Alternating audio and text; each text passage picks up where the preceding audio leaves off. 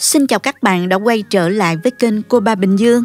Hôm nay chúng ta sẽ cùng nhau khám phá cách làm món gỏi cuốn tươi ngon, hấp dẫn và đơn giản tại nhà. Thành phẩm không chỉ thơm ngon mà còn rất tốt cho sức khỏe bởi sự kết hợp hoàn hảo của nhiều nguyên liệu với đầy đủ tinh bột, chất đạm, chất xơ. Mình sẽ chia sẻ từng bước chế biến chi tiết, cách chọn bánh tráng, cách cuốn, cách pha nước mắm gỏi đặc biệt của mình để các bạn làm cho gia đình và người thân thưởng thức món này trọn vẹn nhất nha. Nào, mình cùng vào bếp thực hiện ngay nhé. Chúng ta có thể xem những thành phần nguyên liệu chi tiết, hình ảnh nguyên liệu cụ thể để thực hiện món này ở cuối video, hoặc tham khảo những dụng cụ nhà bếp mình hay sử dụng bên dưới phần mô tả của video. Đầu tiên mình sẽ đi luộc phần thịt này nha. Thịt sau khi đã rửa sạch với muối và giấm pha loãng thì mình đem đi luộc phần thịt này. Cho nước vào nồi và cho vào 1 muỗng cà phê muối, 1 muỗng cà phê đường, rồi mình cho thịt vào. Các bạn chọn thịt ba rọi vừa có nạc vừa có mỡ sẽ ngon hơn nha. Nếu không thích mỡ nhiều thì các bạn chọn thịt nạc vai cũng được. Cho thêm 1 củ hành tím cắt lát vào nữa. Mình sẽ luộc với lửa vừa nha các bạn. Thỉnh thoảng các bạn nhớ trở thịt để thịt được chín đều ha. Trong khi chờ thì mình sẽ lấy phần chỉ đen của tôm nha. Dùng một cây tăm nhọn xiên vào phần đốt thứ hai của tôm, rồi mình lấy chỉ đen ra rất là dễ dàng luôn. Nếu bị đứt thì các bạn xiên đốt tiếp theo để lấy hết chỉ đen ra hen. Xong rồi mình đem rửa tôm lại với nước muối pha loãng cho thật là sạch.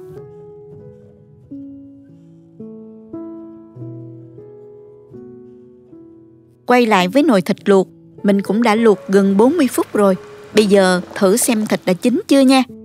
Dùng que nhọn xiên thử, thịt không còn ra nước hồng nữa là đã chín rồi đó các bạn. Thời gian luộc từ 30 đến 40 phút tùy theo miếng thịt mỏng hay là dày nha. Mình vớt thịt ra cho vào thau nước lạnh, cho thêm một ít đá vào sốc nhiệt để thịt được giòn và không bị đen ha. Mình cho tôm vào trong nước thịt này luộc luôn.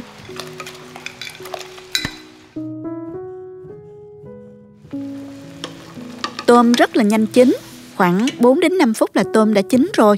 Mình vớt ra cho vào thau nước đá lạnh này luôn để tôm được giòn ha.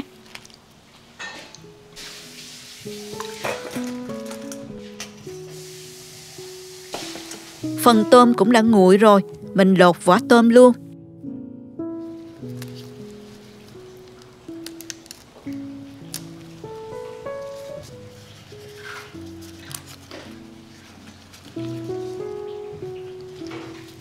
Và sau khi lột vỏ tôm xong, mình sẽ chẻ tôm làm đôi như thế này để dễ cuốn hơn.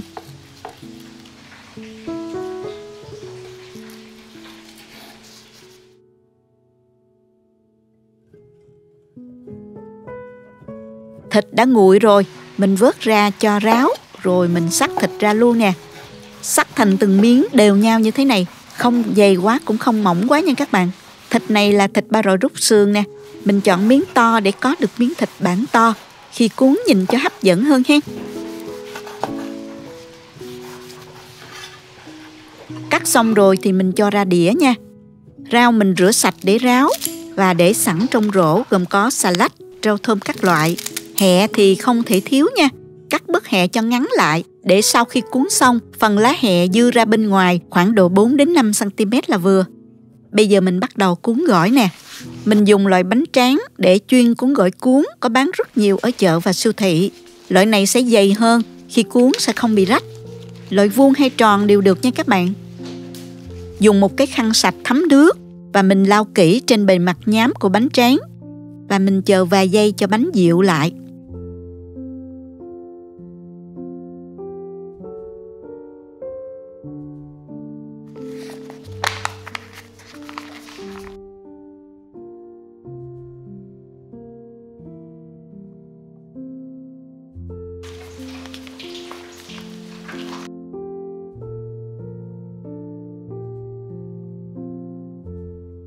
Cho rau xà lách xuống dưới. Kế đến là vài cọng rau thơm, rồi đến giá, đến một ít bún và xếp 2 lát thịt.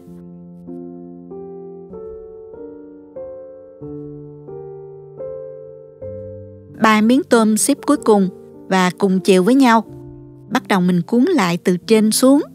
Xếp 2 đầu bánh tráng lại, cho hẹ vào và mình cuộn lại. Vừa cuộn vừa ép chặt tay một chút để cuốn gỏi mình được chắc hơn ha. Cuốn quen tay rồi cũng nhanh lắm các bạn. Những cuốn gỏi đã cuốn xong đó, các bạn nhớ dùng khăn xô nhúng nước ẩm và mình đậy lên phần gỏi đã cuốn xong, tránh bị khô bề mặt bánh nha.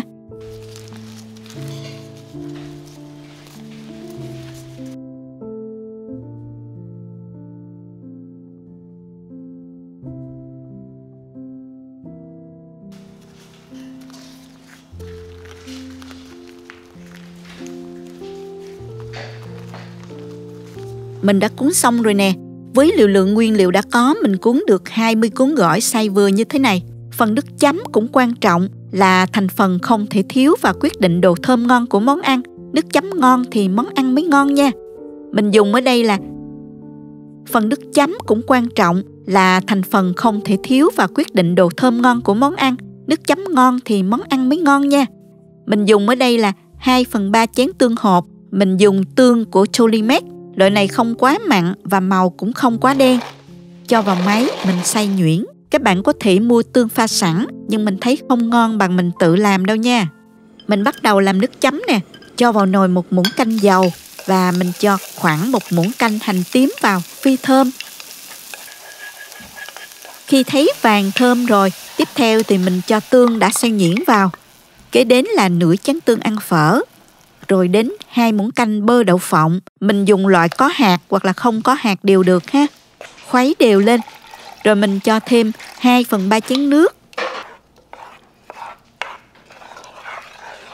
Nêm vào 2 muỗng canh đường. Khuấy đều cho đường tan. Khi hỗn hợp tương sôi nhẹ thì mình tắt bếp luôn. Các bạn có thể thử lại và điều chỉnh lượng đường cho phù hợp với khẩu vị gia đình ha. Vị của tương để chấm bò bía không quá mặn, có thể chấm nhiều mà không bị mặn. Vị ngọt nhẹ, béo của bơ đậu phộng, thơm đặc trưng mùi tương là được nha các bạn. Mình múc tương ra chén, cho đậu phộng, hành phi, ớt băm và một ít đồ chua vào. Bây giờ mình sẽ thưởng thức món gỏi cuốn vừa làm xong nha. Gỏi cuốn phải chấm nhiều tương mới ngon nha các bạn.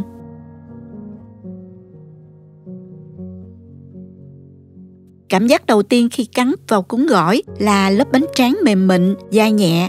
Tiếp theo là vị tươi mát của rau thơm, xà lách, giá, thịt ba rọi và tôm vừa chín tới, ngọt ngào đậm đà lắm. Ngon quá! Thịt tôm thơm ngọt, rau tươi giòn hòa quyện cùng với nước chấm béo thơm. Khi chấm vào nước chấm đậm vị bơ đậu phộng, tương hột và tương đen nữa, tất cả hòa quyện, ăn hoài mà không ngán luôn. Vừa thanh mát mà còn đầy đủ dinh dưỡng, tinh bột, đạm và chất xơ nữa. Chúc các bạn làm và thưởng thức thật ngon miệng nhé. Cảm ơn các bạn đã theo dõi video. Nếu thích cách mình chia sẻ, nhớ gửi cho bạn bè cùng xem, bấm like và đăng ký kênh để xem nhiều món ăn mới của mình. Nếu thấy video thật sự hữu ích, bạn có thể gửi tặng ekip thực hiện một ly cà phê bằng nút Super Thanks hình trái tim ngay bên dưới video. Các bạn cũng có thể truy cập website cobabình-dương.com để xem công thức nấu ăn dưới dạng bài viết. Chào tạm biệt và hẹn gặp lại các bạn trong video kỳ tới nha.